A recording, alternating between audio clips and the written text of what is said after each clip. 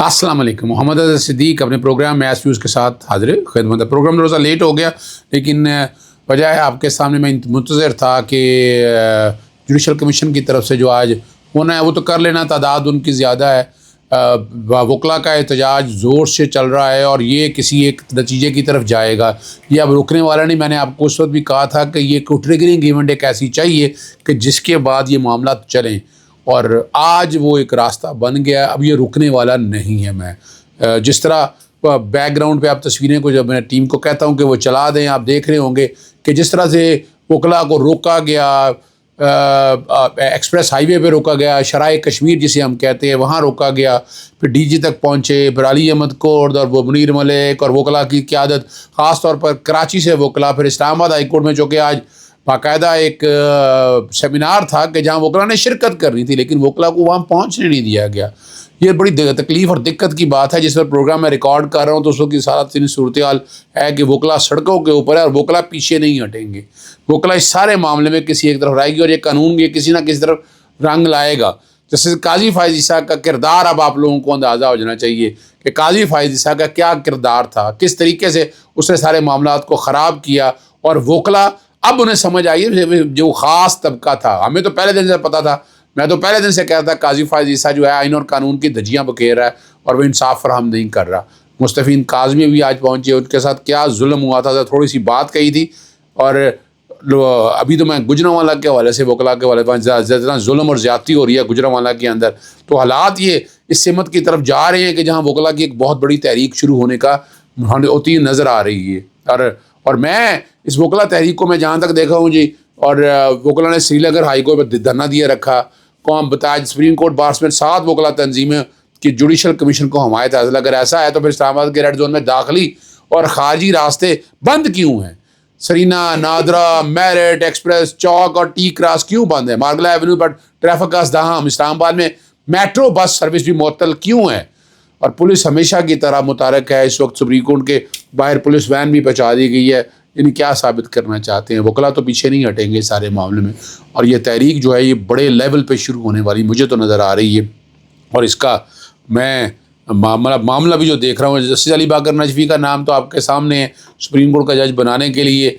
वैसे 8 जजेस के हवाले से है। जस्टिस शुजात का नाम जो भी मेरे पास जो चीज़ें सामने हैं, लेकिन 8 जजेस आज उन्होंने तैनात कर लेने। मैं जिस वक्त बात कर रहा हूँ, मैं प्रोग्राम रिकॉर्ड कर रहा हूँ, अभी इजलास का क्या फेर निकलता है, सारों को एक तरफ रख देना है। यानी 13 लोग हैं जुडिशल कमीशन में, और जजेस ने कह दिया कि हमने नहीं आना जुडिशल कमीशन में। अली ज़फ़र और ख़ास तौर पर बैरिस्टर गौहर ने भी नहीं पहुंचना, उनकी तरफ से भी आ गया। तो सिर्फ मैं ये बताना ये चाहता हूँ कि इस वक्त जुडिशल कमीशन में तादाद जो है वो हुकूमती नुमाइंदों की तादाद ज़्यादा है, और वो अपनी मर्ज़ी से चीज़ों को लेकर चल रहे हैं, सारे हालात बना रहे हैं, और उसका रिज़ल्ट भी आपके सामने आ गया है। आप ये ज़हन में रख लें कि जो चीज़ें सारी जिस सिमत में चाह रही हैं, तो एक बात तो बड़ी वाज़ेह है कि हुकूमती एजेंडा, हुकूमत छा गई है। पहले आपको पता है मुकर्रना में 2 तय एक जिस तरह पूरी की गई वो आपके सामने है। फिर इंतज़ामिया जो है वो भी बेबस है, बेबसी का इज़हार है ना इंतज़ामिया का भी।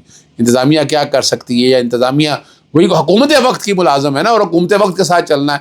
और जो हुकूमत कहेगी जायज़ नाजायज़ आप देख तो रहे हैं 3.5 सालों से, और क्या देख रहे हैं आप? इंतज़ामिया को नज़र आई अवामी मामलात में, अवाम के हवाले से कोई आपने देखा काम? मुझे तो नज़र नहीं आया। आपको कोई नज़र आया तो ज़रूर बताइएगा। तो इस तरह अब एक रही से ही कसर थी कि जुडिशरी को कंट्रोल कैसे करना है, जुडिशरी में जजेस पैक कैसे करना है।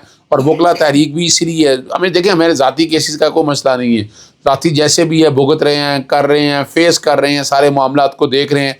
पीका एक्ट के हवाले से आज चूँकि लाहौर हाई कोर्ट में समाअत थी, और उस वजह से मैं अभी तफसीली बात आपके सामने कर देता हूँ।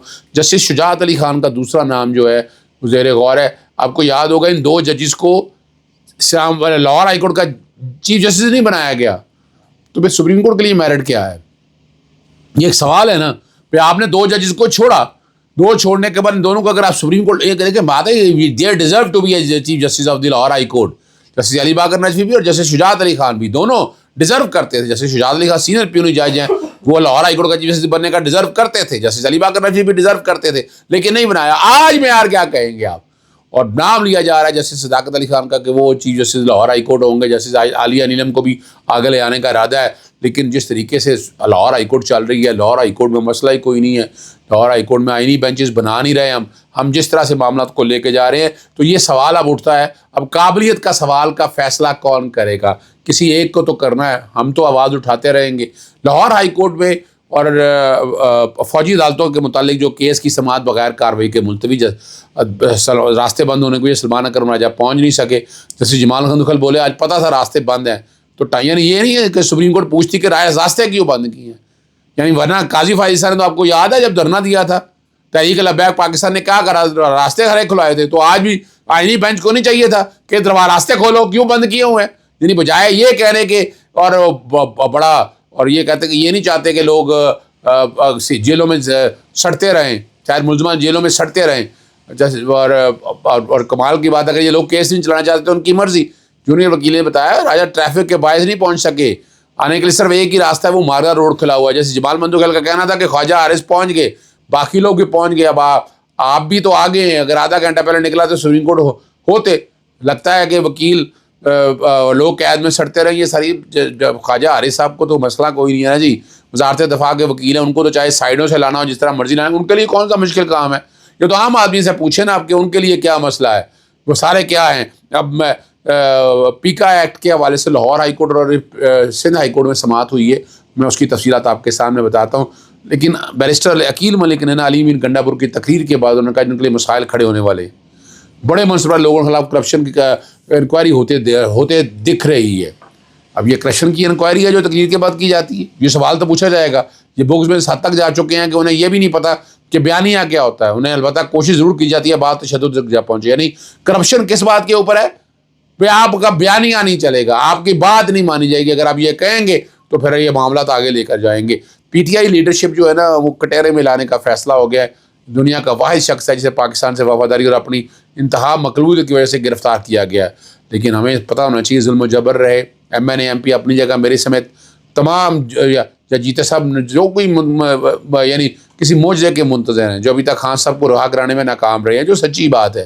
80% یعنی بہت سے لوگوں کے بارے میں 80% ہی میں کہتا ادھر ٹکٹ ہولڈر ہے جو الیکشن لڑنے میں ابھی تک ذرا ریلیو میں دیکھا نہیں گیا. یہ بات بھی صحیح ہے.